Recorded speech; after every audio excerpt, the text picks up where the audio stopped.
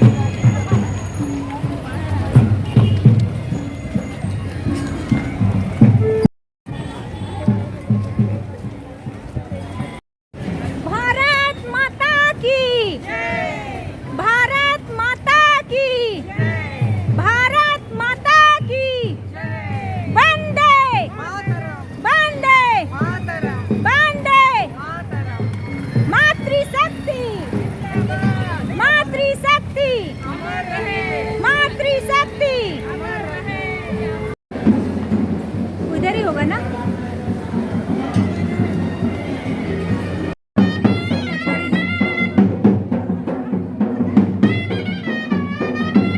अब हम जिसके सानिध्य और आशीर्वाद से कार्यक्रम यहाँ पर कर पाए हैं, ऐसे हमारे अखिल भारतीय साहित्य परिषद के संगठन मंत्री श्री श्रीधर परारकर जी का मंच पर स्वागत करती हूँ। तालियां बजती रहनी चाहिए। ये महिलाओं का सम्मेलन है और महिला है वो स्त्री शक्ति है, तो शक्ति की आवाज़ गूंजनी चाहिए। जितनी तालियां बहुत अच्छे से गूंजेगी, ऐसे एक शक्ति जैसा माहौल हम क्रिएट कर सकेंगे।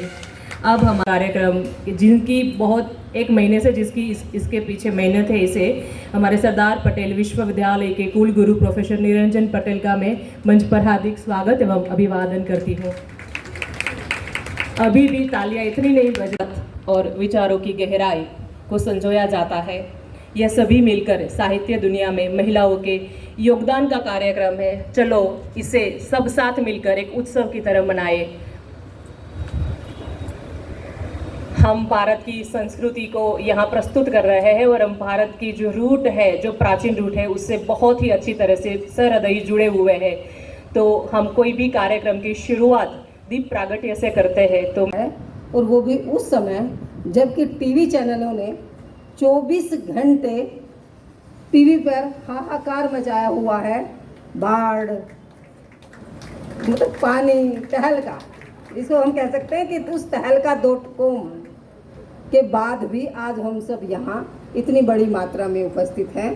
तो ये वास्तव में एक बड़े ही प्रसन्नता की बात है और स्त्री गौरव की बात है, उसकी गरिमा की बात है, स्त्री के महिमा की बात है कि किसी भी परिस्थिति में कितनी भी ऐसी स्थिति उत्पन्न हो जाए कि भ्रम फैलाया जाए, तब भी स्त्री अपने निश्चय से डिगती नहीं है।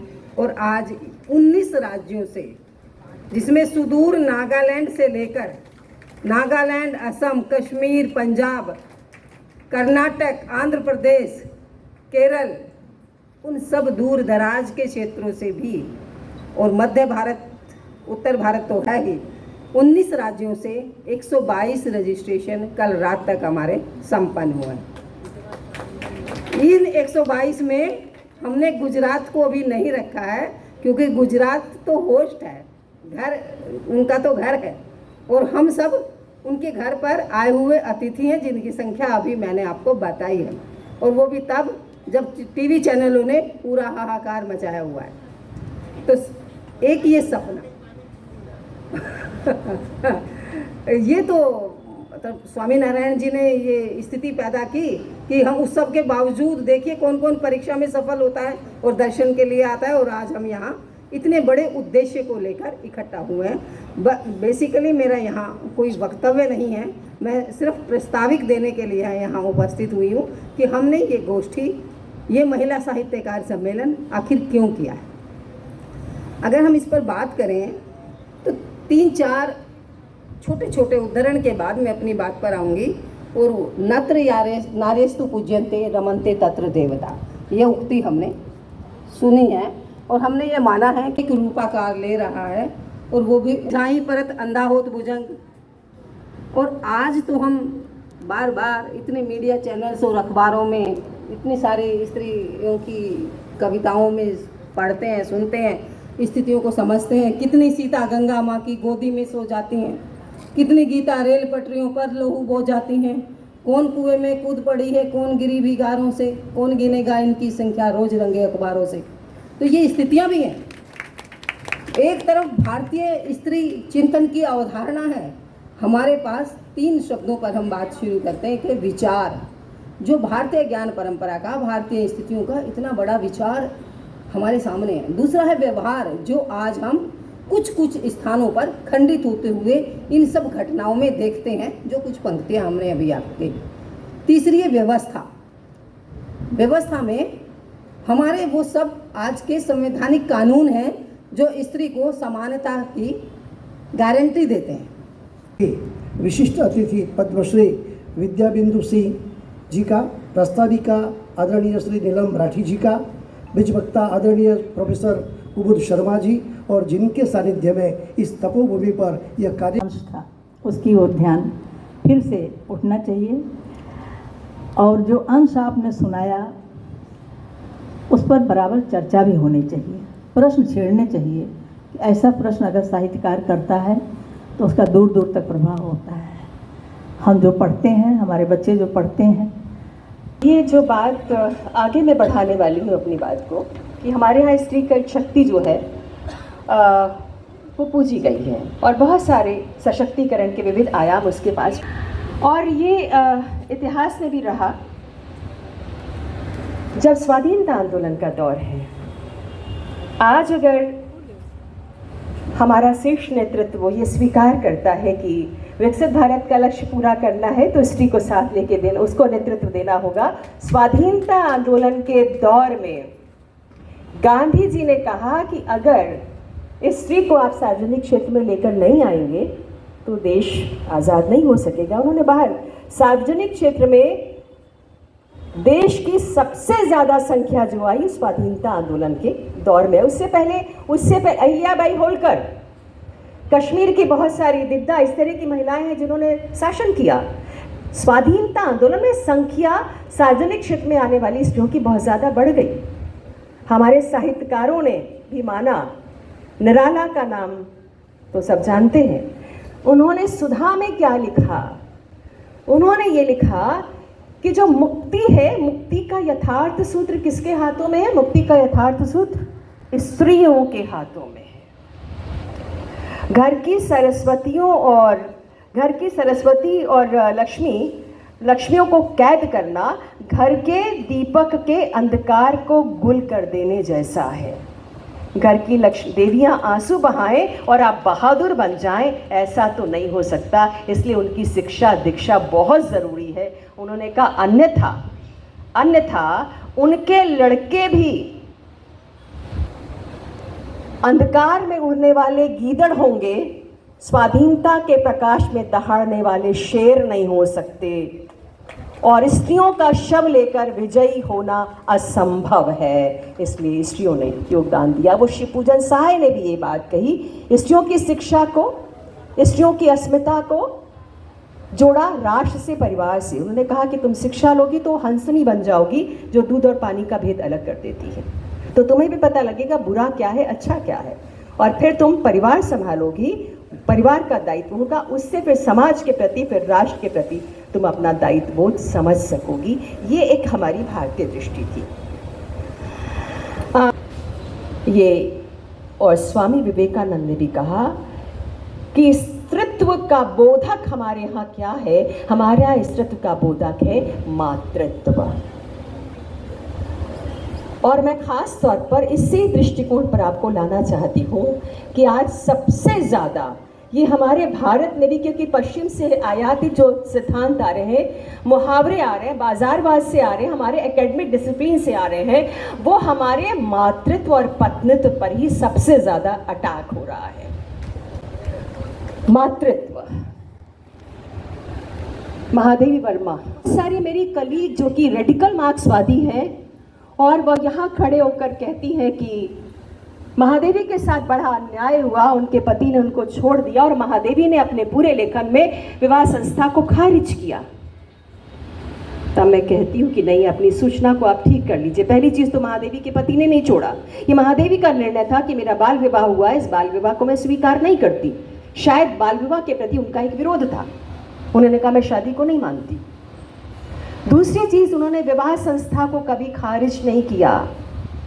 उन्होंने कहा जन्म से अभिशप्त और जीवन से संतप्त महिलाओं के अधिकारों, उनके सम्मान की लड़ाई अपने भारतीय मुहावरों में जिस तरह से महादेवी ने लड़ी, अपने व्यवहार से भी, सिद्धांत से, उससे बड़ी किताब कोई नहीं हो सकती, स्त्री विमर्श की पैरोकार कोई नहीं हो सकती। इतने साहित्यकार यहाँ मौजूद हैं, लेकिन स्त्री की लेखन प्रक्रिया पुरुष से कितनी अलग है, इस पर 4 पंक्तियां कहकर मैं इस पर बात करूंगी। वो पूछती है, क्योंकि आधिपत्य कभी स्त्री नहीं चाहती, भारतीय स्त्री सामंजस्य चाहती है, साथ चाहती है, वो बंधनों में सौंदर्य ढूंढती है, वो बंधनों को जिंदगी मानती है। एक छोटी सी कविता मुझे प्राप्त हुई, लिखा था और व्हाट्सएप पर था, फिर बहुत महत्वपूर्ण है, अंकिता शकुन जी की फेसबुक वॉल से है। वो पूछती है कि ए मेरे दौर के लेखक, क्या लिखा है तुमने गोदी का एक पैर हिलाते हुए, एक हाथ बच्चे के सर के नीचे रख दूध पिलाते हुए और दूसरे से कलम चलाते हुए? क्या लिखा है तुमने कभी कोई आधा ख्याल जिसे पूरा करने से पहले ही रोया हो तुम्हारा बच्चा और रुकी हो तुम्हारी कलम, जिसे मिनट और फिर घंटों तक रखा हो तुमने अधपका, क्योंकि तुम नहीं देख सकते बच्चे को रोता हुआ, ना ही ख्याल को खोता हुआ? क्या किया है तुमने कोई अधूरा ख्याल पूरा बच्चे के रुदन के साथ? क्या लिखा है तुमने कभी बच्चे को नहलाते, तेल लगाते, खाना खिलाते, खेल दिखाते, रसोई में खड़े एक हाथ से मसाले मिलाते और दूसरे हाथ से करछी चलाते, मेहमानों को पानी पिलाते, झाड़ू लगाते, चाय बनाते, पूजा घर में सुबह सवेरे दिया जलाते? क्या लिखा है कि तुमने कभी इस डर के साथ कि बहू क्या लिख रही है, लैपटॉप मोबाइल पर उसकी उंगलियां दुनिया से क्या कह रही हैं? कभी कहीं वे घर और परंपरा की बुराई तो नहीं लिखती, थोड़ा लगाम कसकर रखो, दुनिया की शहर से लड़कियां बहुत अकड़ती? क्या लिखा है तुमने कभी संस्कारों का घूंघट ओढ़े, मर्यादाओं को बिना तोड़े, रात के अंधेरे में छुपते छुपाते? नहीं, तुमने नहीं लिखा होगा। तुम लिखते हो ऑफिस की डेस्क पर, घर में अपनी मेज पर, अपने समय में जो सिर्फ तुम्हारा है। तुम लिखते हो तुम्हारे समय में कलम चलाते हुए, और हमें लिखना पड़ता है सबके समय से थोड़ा थोड़ा समय चुराते। हम चुन सकते हैं ना, हम चुन सकते हैं ना लिखना भी जैसे बहुतों ने चुना होगा। हम सुन सकते हैं ना सिर्फ माँ, पत्नी, बहू और बेटी का बने रहना। हम चुन सकते हैं ना ऑफिस और घर में वर्कर बने रहना भी। हम चुन सकते हैं ना बच्चे को बड़ा करके हॉस्टल भेजने तक का इंतज़ार अपने लिखने के लिए। हम चुन सकते हैं ना अपने लिए समय का खाली हो जाना, मगर हम नहीं चुनेंगे, क्योंकि बहुत ये पूरा मंच भारतीय संस्कृति की बात कर रहा है। वो इसीलिए वो कहती है कि भले ये सब है, ये लास्ट 4 पंक्तियां हैं, हम चुन सकते हैं ना अपने लिए खाली समय का, अपने लिए समय का खाली हो जाना, मगर हम नहीं चुनेंगे, क्योंकि अब हमने टुकड़ों टुकड़ों में ही सही लिखना सीख लिया है। अधूरे प्रयासों को मिनट, दिन, महीनों तक न मरने देना सीख लिया है। तुम्हारे जीवन को चलाते हुए अपने जीवन को जीना सीख लिया है। नारी शक्ति को वंदन। श्री लक्ष्मी नारायण देव द्विशताब्दी महोत्सव के अंतर्गत श्री लक्ष्मी नारायण देव संस्कृत पाठशाला वड़ताल, स्नातकोत्तर संस्कृत विभाग, सरदार पटेल यूनिवर्सिटी, अखिल भारतीय साहित्य परिषद आनंद इकाई के संयुक्त तत्वाधान में आयोजित द्विदिवसीय महिला साहित्यकार सम्मेलन के उद्घाटन सत्र में उपस्थित आप सबको सादर प्रणाम करते हुए जिस विचार को ये सम्मेलन लेकर चला है वो मूल्यनिष्ठ है और हमारी संस्कृति पूरे भारत में अपने मूल्य और आदर्शों के लिए जानी जाती है। ऐसे ही मूल्यों में एक सबसे सुंदर मूल्य है शुक्रगुजार होना, आभार व्यक्त करना और धन्यवाद ज्ञापित करना। सर्वप्रथम परम कृपालु परमात्मा का मैं हृदय से आभार मानूंगी जिसकी रजा के बिना एक पत्ता भी नहीं हिलता। हम सब यहाँ इकट्ठे हुए हैं, मीडिया की इतनी सारी बातों के बावजूद, बाढ़ और वर्षा के डर के बावजूद नारी शक्ति की सरिता बह जा रही है।